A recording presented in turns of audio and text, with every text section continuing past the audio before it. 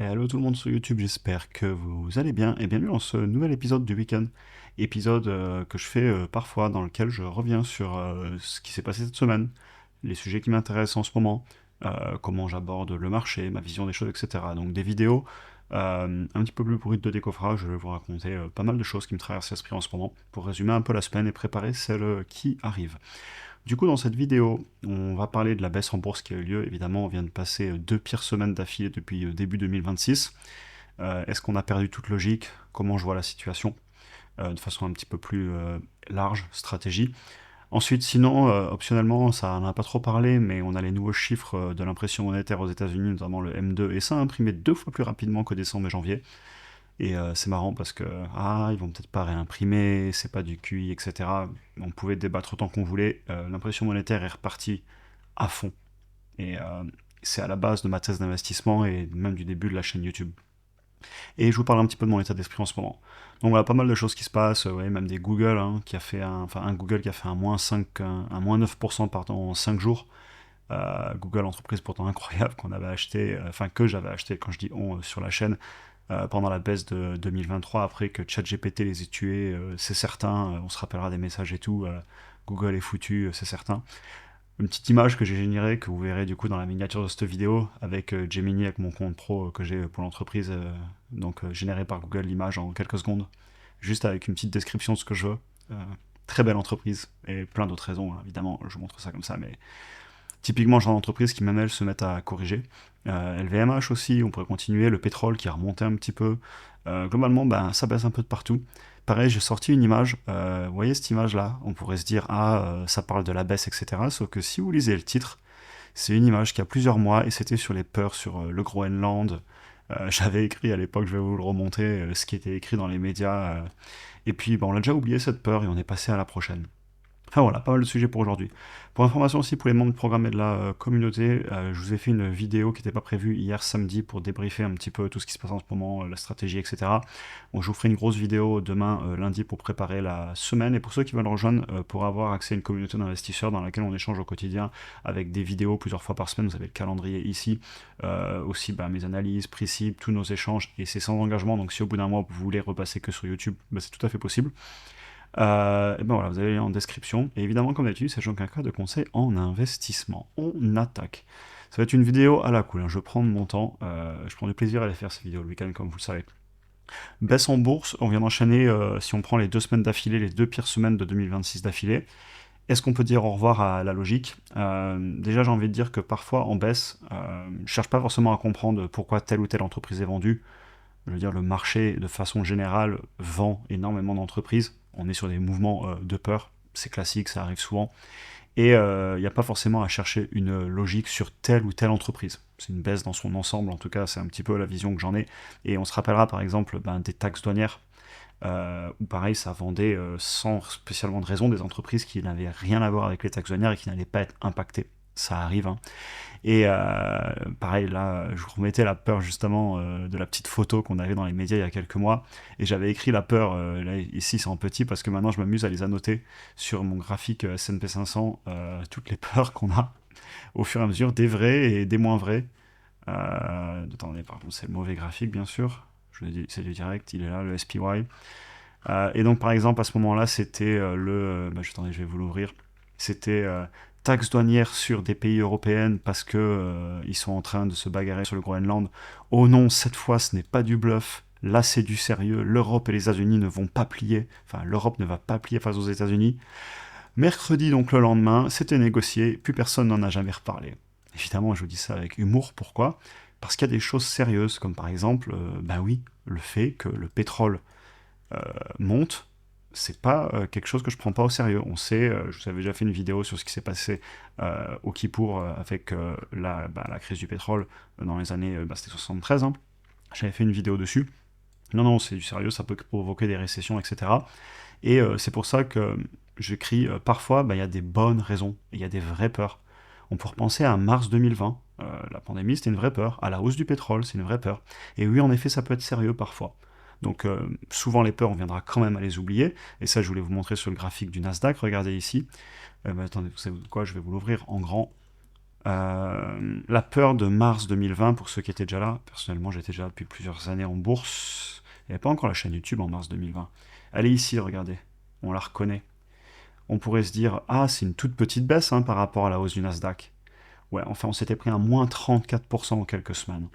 Et aujourd'hui, bah, ça a pratiquement disparu sur le graphique. Et c'était pourtant une vraie peur justifiée. Et si je vous dis ça, c'est parce que je veux vraiment confronter le long terme contre le court terme.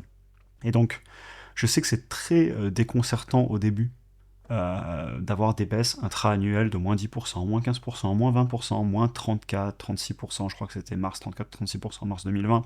On a fait aussi un moins 24, moins 25% en avril dernier. On peut retourner le mesurer à peu près, mais je crois que c'était dans les... Ouais, c'était ça, moins 24, moins 25, vous retrouverez les chiffres exacts. Et c'est du classique en fait, historiquement. C'est des opportunités qu'on peut utiliser pour se positionner sur des actifs qu'on souhaite conserver, encore une fois, pour le long terme. Pas de l'argent dont on a besoin bientôt. Et bah, je peux penser à Amazon, en ce moment, quand je vois le prix, je suis très intéressé, j'en achète régulièrement.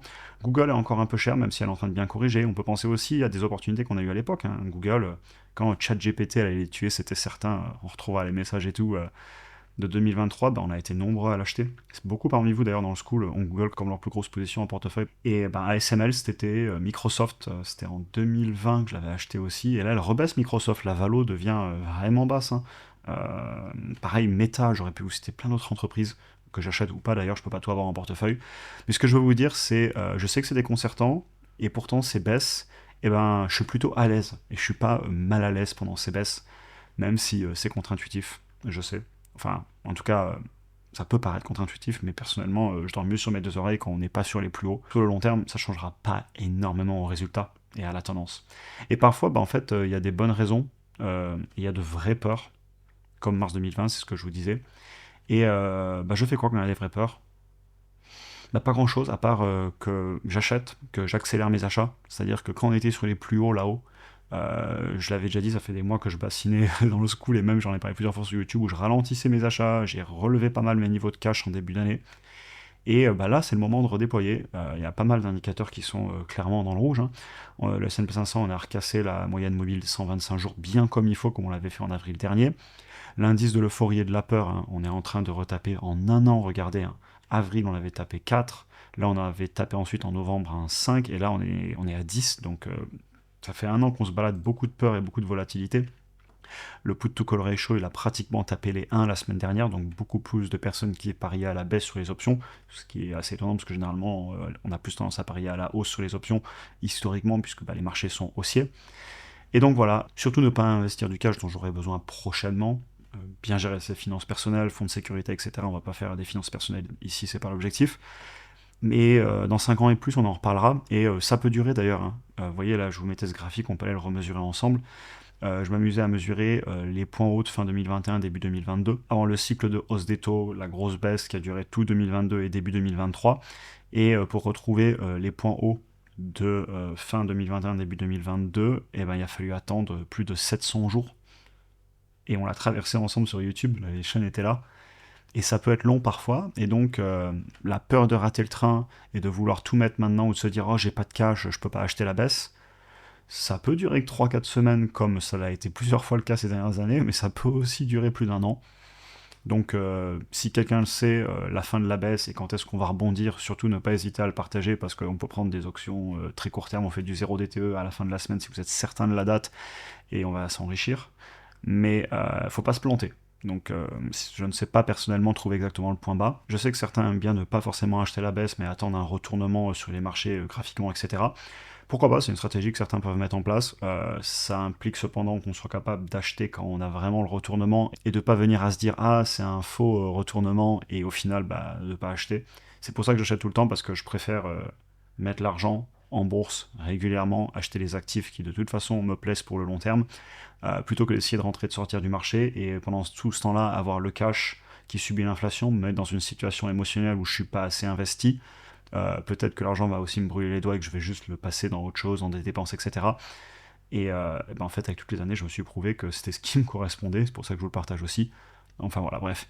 J'ai hâte de voir où on sera dans 5 ans et plus. Vous voyez, c'était une vidéo un petit peu plus philosophique sur comment je vois l'investissement sur le long terme.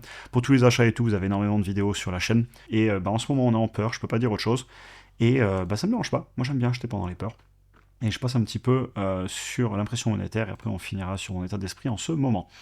Vous retrouverez les vidéos du tout début de la chaîne, d'ailleurs, où je parlais de pourquoi j'investis, de l'idée d'investir pour préparer son avenir, de combattre aussi l'inflation, etc. On avait beaucoup parlé d'inflation suite à l'impression qu'ils avaient fait à des fins non productives qui a amené beaucoup d'inflation en 2022, d'où le fait de la hausse des taux et la longue baisse qu'on s'est pris.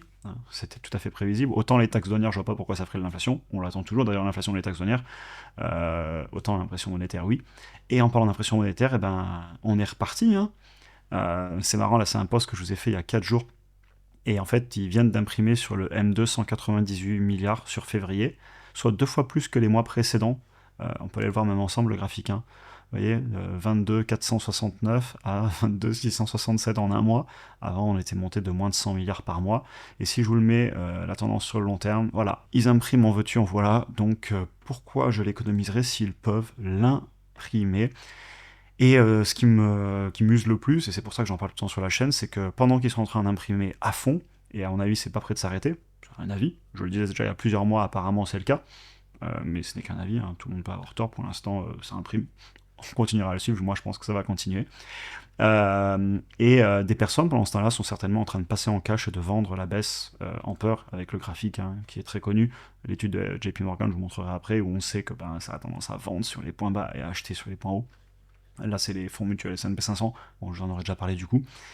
Et j'aimerais vraiment avoir tort, car c'est un des fondements de ma chaîne YouTube au départ, que d'informer sur le fait qu'ils vont continuer à faire ce qu'ils font sur les monnaies, à les imprimer et à détruire leur valeur. Ça s'appelle l'inflation, la baisse du pouvoir d'achat de la monnaie sur le long terme. Et si on n'investit pas, on en pâtit forcément. Et j'ai pas mal bifurqué car j'ai la passion de la bourse. Ce que j'entends par pas mal bifurqué, c'est que sur la chaîne, je parle beaucoup d'actions individuelles et de bourse parce que c'est ce qui me passionne. Mais ouais, je vois la direction claire sur les monnaies et surtout, surtout, surtout, je reste en actif. Et au moins, si on reste en actif, on a une chance de s'en protéger. Au moins tenir l'inflation avec une bonne stratégie, voire même peut-être multiplier son capital, c'est l'objectif. Mais beaucoup de personnes restent non investies. Et là, c'est mon combat, j'en parle très souvent, c'est pas pour rien. Alors des fois, je me répète un peu, mais c'est pas grave. C'est juste trop important. Et pour finir un peu sur mon état d'esprit, prendre du recul surtout, se rappeler de sa stratégie et appliquer. Alors si ça fait pas longtemps qu'on est en bourse, ça fait bizarre et je vous rassure, vous n'êtes pas les seuls à la sentir, la volatilité, la version à la perte, c'est quelque chose de réel. Mais go profiter du week-end, sachez que vous n'êtes pas tout seul. Rappelez-vous des graphiques et des volumes d'entrée et de sortie sur le S&P 500. Ce qu'on ressent, c'est ce qui fait que ce graphique existe. C'est ce qu'on se ressent, le fameux ah je vais vendre pour racheter plus bas, et le fameux ah j'achète parce que c'est en train de monter, l'euphorie et la peur. Et on le ressent tous, et c'est un combat au quotidien de ne pas être notre pire ennemi. Benjamin Graham, je relisais le livre il n'y a pas longtemps, L'investisseur intelligent, il le dit très bien dans un chapitre où il explique que certainement une des meilleures choses à faire, c'est d'essayer de ne pas être son pire ennemi et de ne pas acheter quand le marché nous dit d'acheter, de vendre quand le marché nous dit de vendre, mais peut-être de plutôt suivre une stratégie plus long terme à se protéger de ses émotions et ne pas être son pire ennemi tout simplement. Attention aux comparaisons aussi court terme contre long terme, pareil on en parlait hier, en fait ça va souvent dans un sens. Très souvent on a tendance à regarder le rouge, à se dire oh mon dieu ça va pas, il vaut mieux vendre, couper maintenant pour pas tout perdre, peut-être acheter plus tard, etc. Et du coup il faut peut-être prendre de la distance là-dessus. Et quand on est dans le vert et quand tout va bien et quand sur 10 ans, clairement, c'est très positif, se le rappeler aussi, même si c'est pas naturel, même si je sais que la nature humaine fait que la version à la perte, c'est quelque chose qui est très étudié, c'est un biais psychologique, on sait que ça existe, mais à méditer quand même, essayer de prendre un peu de recul. On faisait une vidéo hier dans le school justement où je parlais de ça. Je suis allé me balader, puis j'ai sorti la caméra pour en parler un petit peu. Et se concentrer ensuite sur amener de la valeur, faire de la recherche fondamentale, travailler en arrière-plan, en fait ce qu'on contrôle. C'est pour ça qu'en ce moment j'ai un peu ralenti YouTube parce que je travaille sur de la valeur, sur de la recherche, etc. Je reprendrai YouTube à fond comme dans quelques semaines, il n'y a pas de souci là-dessus. Mais se concentrer là où on a du contrôle. Ce que fait la bourse sur le court terme, c'est hors de mon contrôle. Je veux dire, si le Nasdaq décide de me refaire 700 jours de traversée du désert, je l'ai déjà vécu une fois. Il y en a qui l'ont vécu plusieurs fois à l'époque. J'étais trop jeune.